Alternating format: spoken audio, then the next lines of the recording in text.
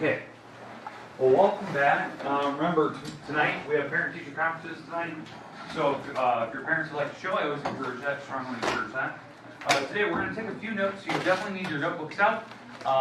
We're going to go over some of this stuff on algebra proofs, so hopefully that makes sense to you. And Brandon Galkin, please come to the office. Brandon Galkin. And we're going to try to intro, and I'm going to have you try out a couple today.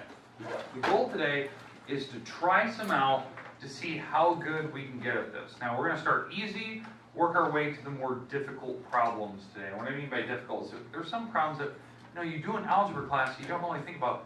There's a lot of steps to that problem, like a lot of steps. And we're going to intro that today, okay?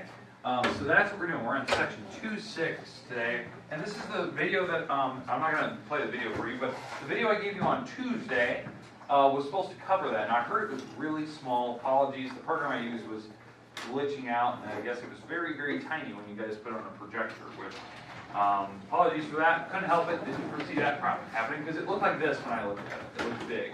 But the minute you put it on a projector and you play the video, it turned out to be really small. So I thought that was real weird. But anyway, so we're going to go through that today. Hopefully this makes sense to you and you can kind of get a feel for how this goes.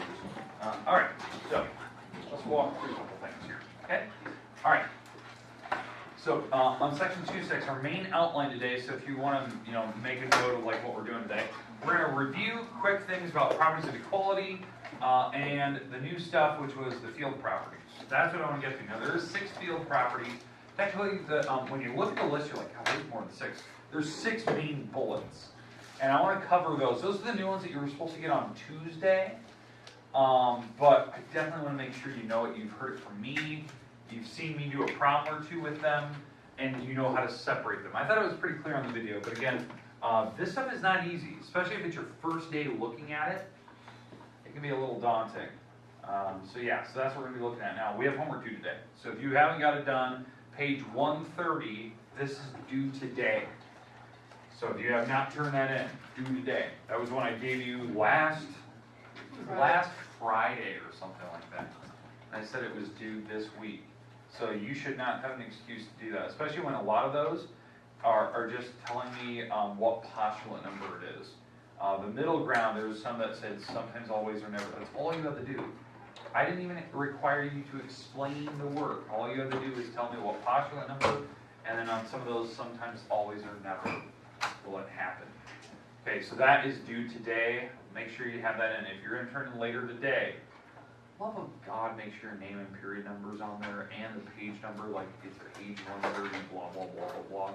Nothing's worse than having somebody walk in during 7th period, drop off homework and walk out, and I look at it, like at the end of class, when I finally get a chance to sit down, and nothing's on the top. I don't even remember who walked in, because I wasn't paying attention to them.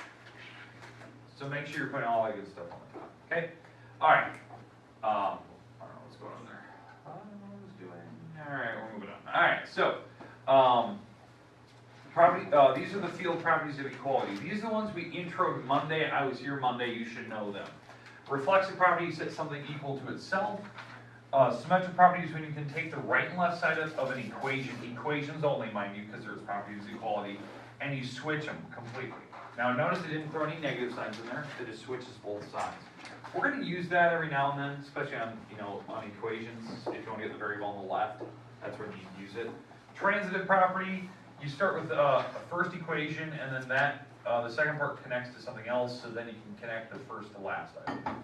So it's usually like a big, big, big geometry proof. You're going from the beginning all the way to the end, and you want to set what you started with to what you equal at the very end. That's what we've ended with. Now, this is the goal today. These 4. I want to do an example of how to add, subtract, multiply, divide equations today and actually solve them. Okay? So that's what I want to discuss. I want to go through these 4 so that you know them. And I'm not joking. This problem that I had on the board on Monday, this one. It's pretty easy. That problem I put on the board Monday has 4 steps to it. 4. And you're thinking, the answer is 12. Yeah, the answer is 12, but you just skipped the 3 steps and 3 properties in between it. So I mean, that's the thing we need to get today. You need to know how to actually solve that thing correctly. Now, I know that you know the answer, that's great, but do you know why that's the answer? Other than just being able to do the problem in like 10 seconds in your head. Okay, so that's what we're going to look at. So the goal is to at least start with something easy and show all the steps. Now, the only way that we can do that, to get through that problem, is if we get through the new properties today. The new properties are required to do these, to solve them. We actually use the field properties to actually solve things. Okay, so the field properties. Now, these are the ones you should have had from the notes on Tuesday. So if you have Tuesday's notes, maybe you want to make modifications to them, or you want to add to it, maybe you didn't even have anything really written down, but you should. Let's go through these. So the first one, I call it the closure property. That's what most textbooks call it. It has a better name. Yeah, substitution. It's any time in the middle of a math problem, you're going to do some form of simple arithmetic. You're going to add numbers together, subtract numbers together. You're going to divide, you're going to multiply numbers, random numbers, and they're going to turn out to be something else. So like maybe in the middle of your problem, like that last problem I was going to show you, the x minus 2 equals 10. Maybe at some point in that problem, you're going to be adding a 2 and a 10 together to make 12. This simple fact of you going 10 plus 2 is 12, that's substitution. Now you're thinking, well, isn't every math problem substitution? No, because there was other properties. Just writing down this plus 2 originally, that was a different property name. Because you moved it to the other side. That requires a property name. Getting rid of the 2 on this side required its own property name. But anytime in a problem you do random arithmetic, random numbers, not numbers that create zeros or ones, but random numbers like this made 12, that's a random number. That requires substitution. You will not do substitution a lot, but it is in almost every problem. So don't think that every answer is substitution. And the examples I provide you here, middle of a problem, you're going to do the sum of 6 and 12. That means to add. Well, then number's 18. Well, if you replace that in the middle of your math problem, you substitute it. You put something of equal value. That's what substituting means. Okay. But again, it's called closure. I usually just call it substitution. That's just like the easiest term that most people can understand. Okay. Now, it really applies to everything. I know the example says that you have to add or multiply. It's really anything. Okay. Now, we're going to move on, because I'm going to come back to substitution. Everyone knows it. It's usually the easiest one that I can explain to people. The next few are the more challenging ones. So the next one, I believe, is commutative properties. Commutative is in the middle of a problem, and you're going to rearrange it. Not this. It is not symmetric property.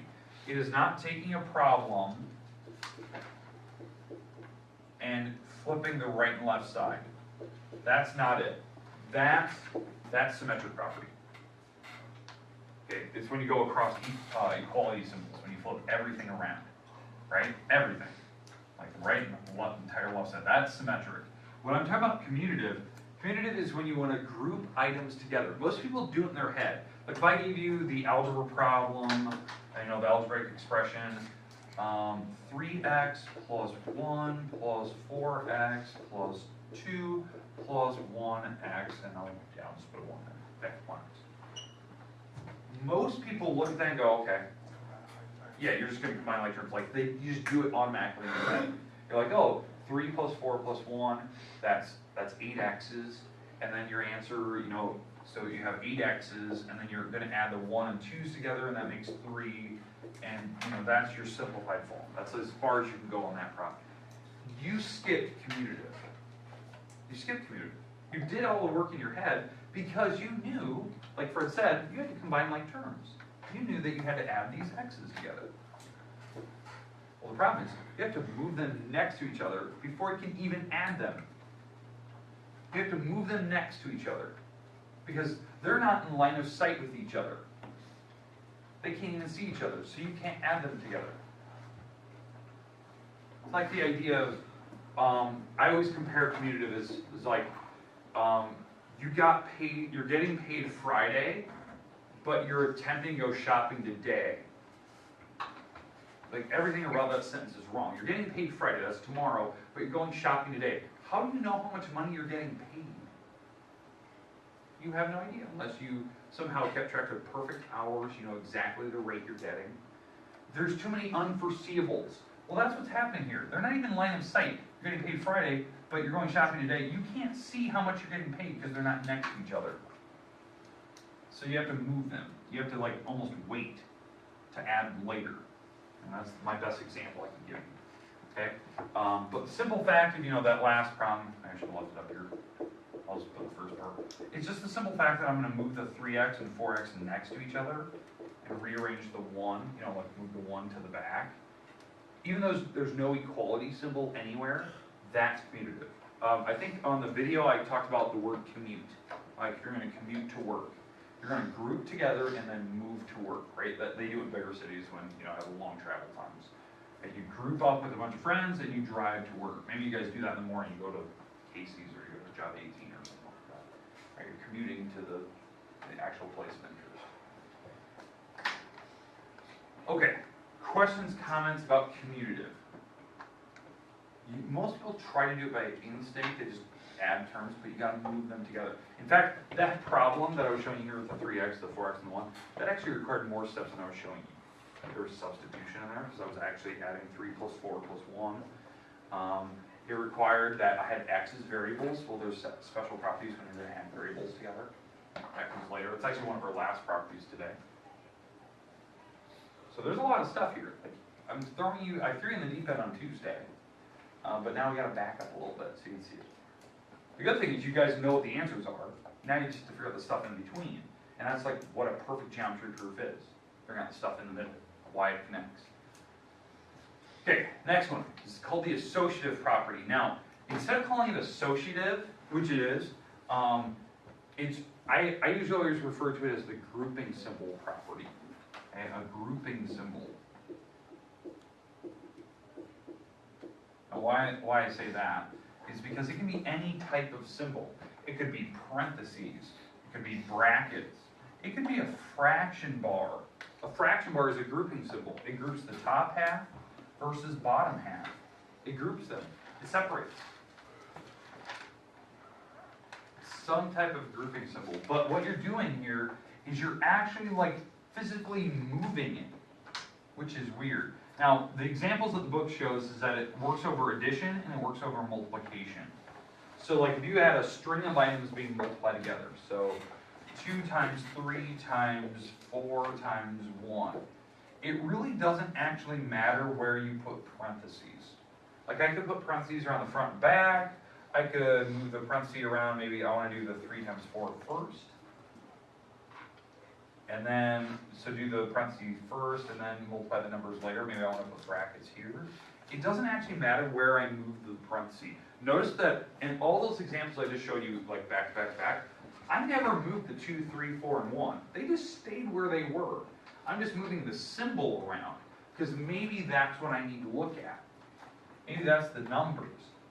And well, this one, this property, associative property, always follows.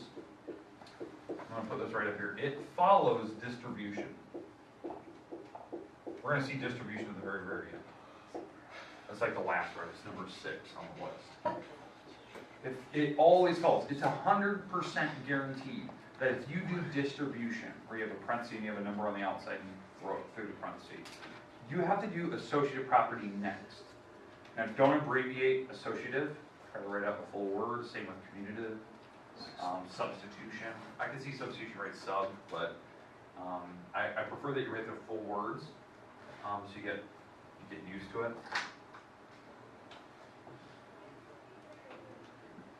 Okay, questions on what associative is. Once we get to like an actual example today where we actually throw this in and we start moving parentheses around, it'll make a lot more sense. Like why we need to do it and all the good stuff. But it's a grouping symbol. It doesn't actually change the answer. It didn't matter the order that I multiplied those numbers or add the numbers. It'll still be the same answer. Now, division and subtraction definitely matters. So be careful on that one.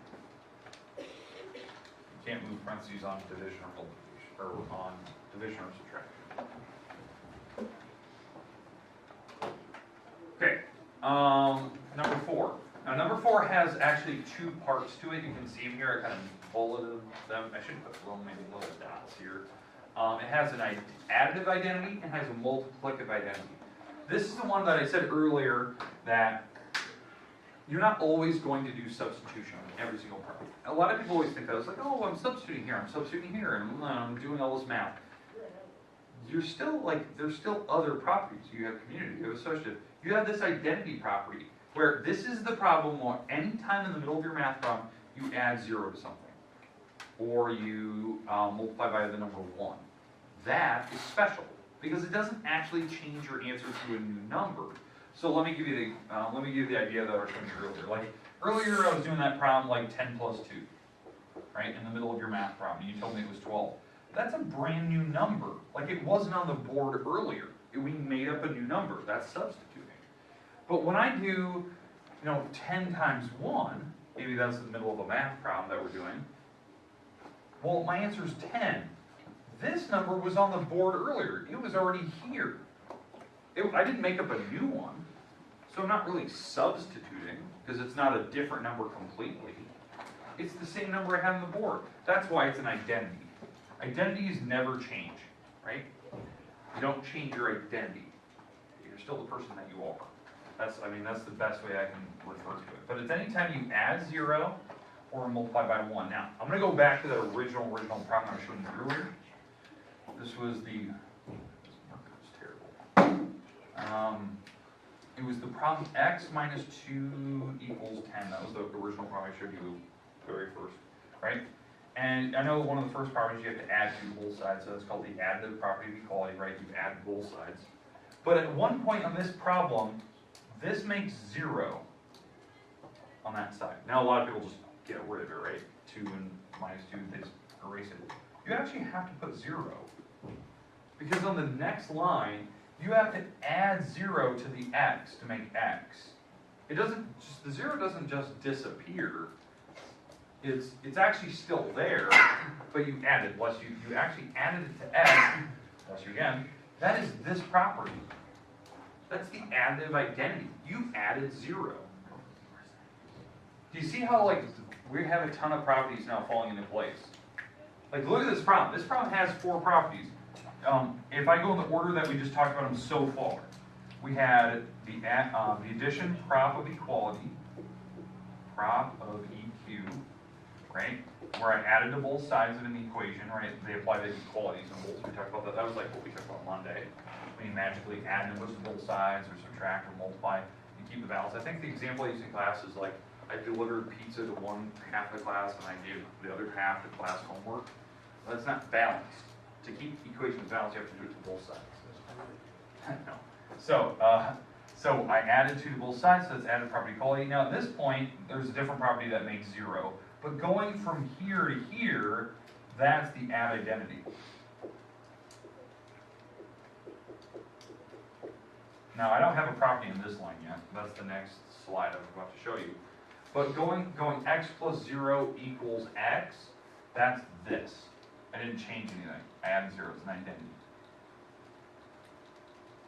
Anytime on a problem when, let's say, let me get rid of the work here. I know there's one problem in the homework that you're going to have where they do something like this. X plus 4x plus 2. It's like something like that, right?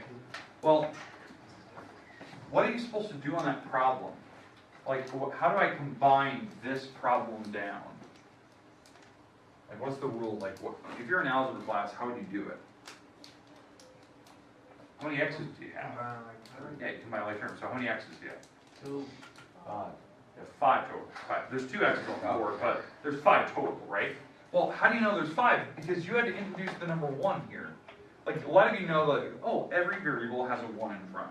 You know why it has a 1 in front? Because of this property called the multiplicative identity. You can multiply anything by 1 and it never changes it. I don't even care what x is. I don't even know what x is. X could be a 20 for all I care.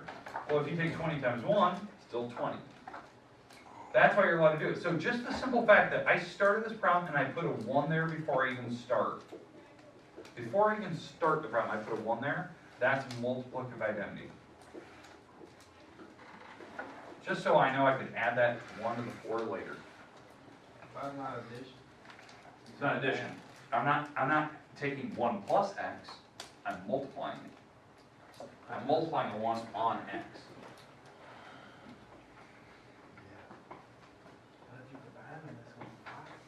That'll be later. That's the later part. That'll be substitution. Yeah, that'll be substitution later. Yep. That'll be a new time later. But the simple fact that you put a 1 in front of x, that's multiplication. So if you add 0 or multiply by 1, that's not substitution. So multiplying by 1 or adding 0, that's these two properties. Very specifically, you have to tell me which one you're doing. You adding a 0, you multiplying by 1. So very unique properties. Okay, let's keep going here. And we're going to get finally to that problem that I've been showing you over and over and over, and we're almost getting to the final steps here. We can almost finish that problem that I showed you a little bit. Okay, this is called the inverse properties. There is 2. It's this slide and the next slide. This is the 5th property, right? The 5th field property. It's called the inverse properties. There's 2 of them. Number 1 is called the property of opposites. I refer to it as prop of op. That's how I always refer to it. So prop of opposites. Property of opposites, right?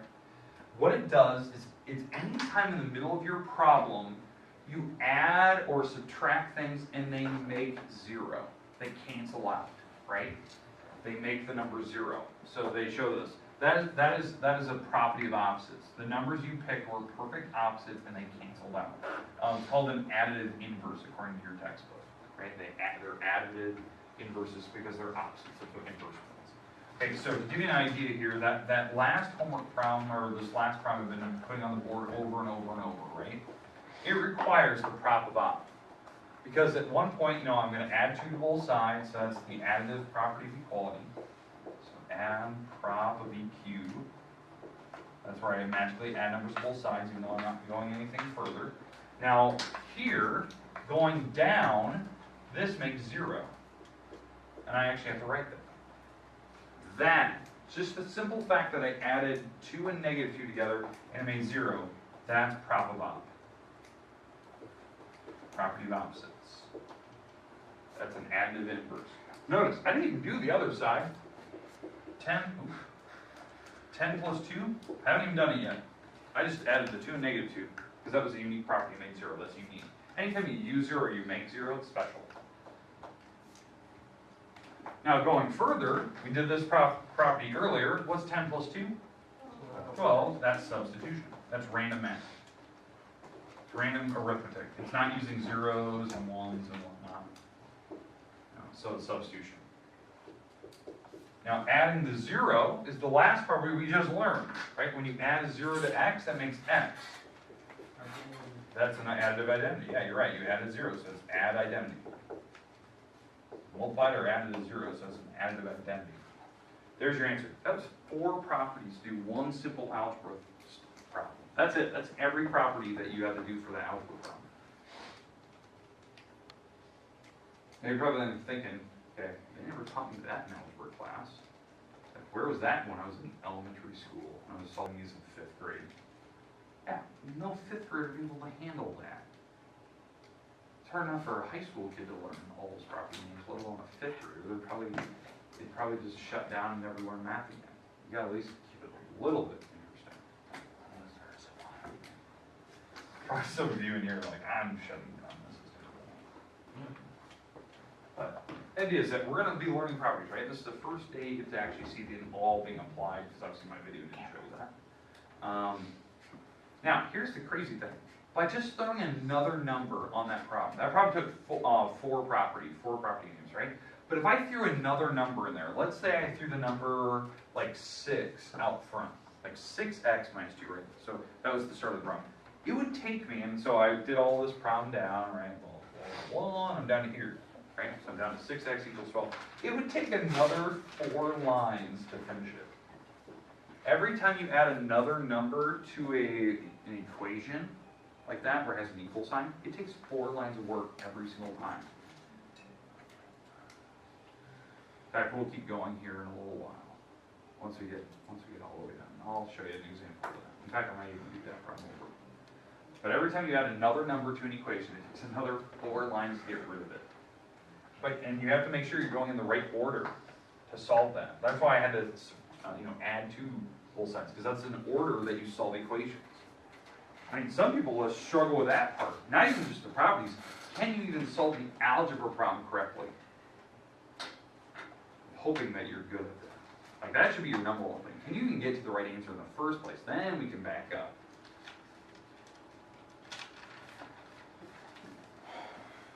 Okay, we good so far? I haven't overwhelmed you yet. Winners is dying here. I think Mark Minder or give me migraine of it. Okay, here we go. Okay, now I said that there's 2 slides for this one. There is another property. There's another property for the inverses, because I had added an inverse. Well, there's a multiplicative inverse where you multiply by something instead of just adding, right, or subtracting. So it's called the property of reciprocals. It is still an inverse form, it's still the 5th property, but the property of reciprocals is anytime in a math problem you divide numbers. Let's say you take 4 divided by 4, and that makes, so when you divide those, it makes the number 1, right? When you take 4 divided by 4, you have 4 friends, you divide them up into 4 groups, so it's 1 person per group, right? The simple fact that you divided numbers and it made the number 1, that's special. Because remember, 1s and 0s are always special. You multiply by 1, you divide to make 1, it's a special property, it's not substitution. It could be a simple fact of taking 4 times its reciprocal, that's why it's not creative. That's why they call this the reciprocal property. Right, 4 times its reciprocal. Well, how you do that is you actually make the big number, the whole number, a fraction by putting a 1 on the bottom. Let's say you make any number a fraction, put a 1 on the bottom. And when you multiply fractions, remember in algebra class, you just multiply straight across. 4 times 1, 1 times 4, and then yes, this simplifies to make 1 again. So a reciprocal still makes 1. Question? So a reciprocal is just basically 1. Yeah, I mean, yeah. When you multiply by a reciprocal, you're making 1 every single time. That's just how it works. But it's in the middle of the problem, so you're thinking, okay, well, yeah, but where in my problems am I doing that? In fact, when I got down, so I did all these steps earlier, and I was down to here, right? I was showing you this problem earlier. We're going to use reciprocal in this problem, believe it or not. Because at one point, I'm going to have to divide both sides by 6 to get x by itself. That's the division property of equality. Yeah, right. So we at least know the answer, right? The x is a 2. So it's the division property of equality that I'm dividing both sides by 6's. The one side over here makes the number 2, so that's good. So that's the number 2, that's substitution. Right? So it's doing simple arithmetic, because the 2 wasn't up there before that. I made up the 2 by doing simple arithmetic. But the other side, when I took 6 divided by 6, that makes 1. That makes 1. That is reciprocal property. That's the reciprocal property. I made 1. It's right here. Property of reciprocals. You divide numbers, it makes 1. Now, to get rid of 1, you don't have to divide both sides by 1. We already have a property that allows you to get rid of 1. When you multiply 1 times x, you get x. Because you can multiply by 1. That is a multiplicative identity. The identity allows you to add 0 or multiply by 1. You don't have to divide both sides by 1. It just goes away. You know what 1 times x is? It's x. How many lines did it take? 4. 4 lines every time they had a problem on an equation. Every time. So if you have a problem where there is, I'm not even joking, like, let's say I gave you a problem like this. 3x plus 1 over 2 equals 7. That problem will take you 12 steps. 12. Takes you 4 to get rid of that one, 4 to get rid of this, and another 4 to get rid of that. 12-step problem.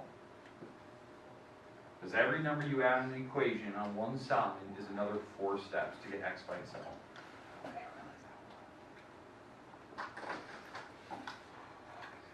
Now, here's a good thing. You're thinking, God, this is, oh my goodness, this is long. Here's the good news. If you've done one problem, like I have, right? I've done this problem. Okay. All right. So the distribution property. Distribution is anytime you're going to multiply a number through a parenthesis. So something like this. Let's go 4, 2x plus 3, right? That's, in algebra class, that's where we distribute, right? You actually distribute the 4 over the parenthesis like this. You hand out the 4 to everything. So when they put a number outside. So you're going to actually hand the 4 to each item. That's distribution. Notice, I didn't do any math. I didn't do it. Now, most people look at that problem and go, it's 8x plus 12. You skipped a bunch of properties again. Because distribution is just the simple fact you hand 4 to everything. It's not the actual fact that you're multiplying it. That comes later. Right? So this is distribution. Just handing it out. Just handing 4 to each item. Now, if there's more items in here, let's say there's a bunch of items in this parenthesis, yeah, you just hand the 4 to each. Don't actually multiply. Don't write 8x, and don't write 12, and don't write whatever the other math is. Because that comes later. You have to hand it out first, and we can do the math later. In fact, going further, I'm going to show you the rest of the properties. Because now, I have to move the parentheses around. Because the 4 and 2 technically couldn't see each other. The 2 is in a bubble, you couldn't see the 4. So I had to move the parentheses around, and the 4 and 3, I had to move the bubble around as well. What property allows me to move parentheses? Associative. It's the one property about grouping symbols. So it's associative. Now I can do some math. So what's 4 times 2? 8. Good. 8x. That's 8x. And 4 times 3? 12, and that's both substitution. And yes, I did them both at the same time, because it was random arithmetic. I wasn't dividing numbers to make 1, I wasn't adding 0, I wasn't, doing an identity, I wasn't doing an inverse, I wasn't doing a reciprocal. I was just doing random arithmetic, 4 times 2, 4 times 3. Those were random numbers that I'm creating. So I can do them all at once. Distribution will typically, like 99% of the time, will have 3 steps. It'll have a distribution step. It'll have an associative right after, because I said earlier, 100% guarantee when you do associative, it's after distribution. So I move the parentheses like I did, and it'll be some type of substitution line. What I mean by some type is sometimes you might be missing a number in here. Maybe the x didn't have a number, so you might have to introduce the number 1, which is a multiplicative identity, and then multiply the 1 on the 4. That does happen. Like, I could have made this problem harder by putting no number in front of x. That would have actually added an extra line or 2. Because I would have had to introduce the 1 in front of x, and then multiply it on the 4, and I've been multiplicative identity. That would have been your extra step. Now, I think on Tuesday, I talked about the fact of, like, why do we have distribution in the first place? Like, who created it? Why is it a thing? Well, obviously, you guys know from algebra class. Like, this problem right here is why we do it, right? You're handing a 4 to items that you technically could not add in the first place. I couldn't add these to start with. Now, if I did a problem like this, let's go 5, 3 plus 1. I technically don't need to distribute. I don't. I could just go 3 plus 1, which is 4, and take the 4 times 5, which is 20. I don't need to distribute. Now, if you wanted to, yeah, fine and dandy. Distribute all day. And do the same math that I've just done here, right? Hand the 5 to the 3, and the 5 to the 1. That's distribution. Just the simple fact that you're handing it out. Now, if I go further, that makes 15, which is substitution. Because it's random arithmetic, 5 times 3. But this side is not substitution. Because what am I doing on that side? 8. I'm doing an identity, which is 5, and that's multiplicative identity. I multiplied by 1, so it's an identity. I added a 0, I multiplied by 1, those are your identities. And in the last step, now it's substitution because I'm adding random numbers together to make 20. And that's substitution again. Because it's random numbers. I'm not using zeros, I'm not using ones, I'm not doing reciprocals or anything like that. And yeah, it's the same number. Now look at that. Why would you ever want to do this? That doesn't make any sense. Just have the numbers in the parentheses first. In fact, I actually skipped a step on this problem because I forgot to move the parentheses around the 5 and the 4. I actually skipped a step. I distributed and then I had to do associative right after that. I didn't do it. Skipped a step.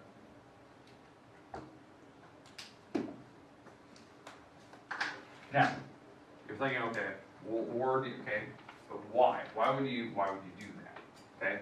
The real reason why we had distribution was because it was multiplying really, really big numbers. Like, let's say you're going to take 8 times 98. That's why we have distribution.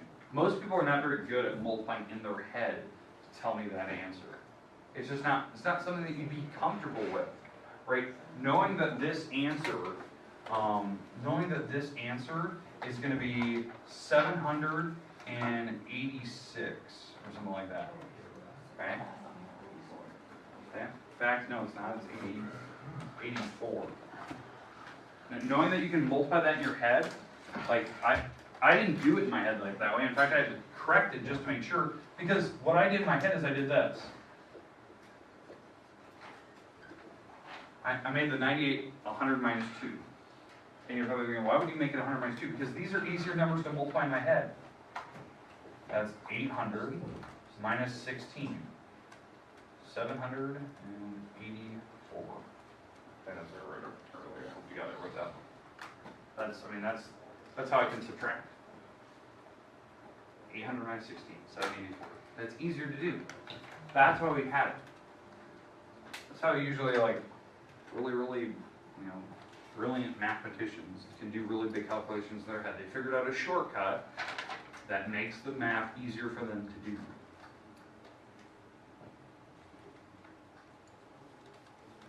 Okay, questions with the properties. I know today was kind of a real rough start. Yes? So 15 plus 5 right there. Yeah. Why would that be considered a form of multiplication identity? The 5 times 1 was. Oh, This part was multi-identity.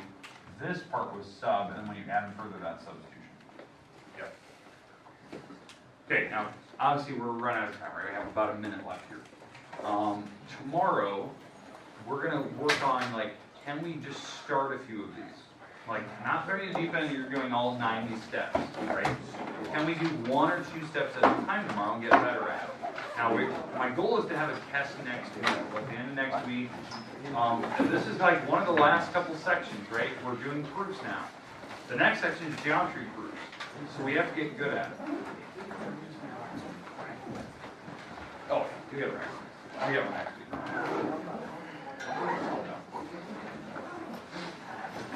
All right, but make sure you have your notes ready to go for tomorrow. I don't think you're going to need your math book tomorrow, so you won't need it. If you want to bring your Chromebook, though, that might be a smart thing. So I have a charge ready to go.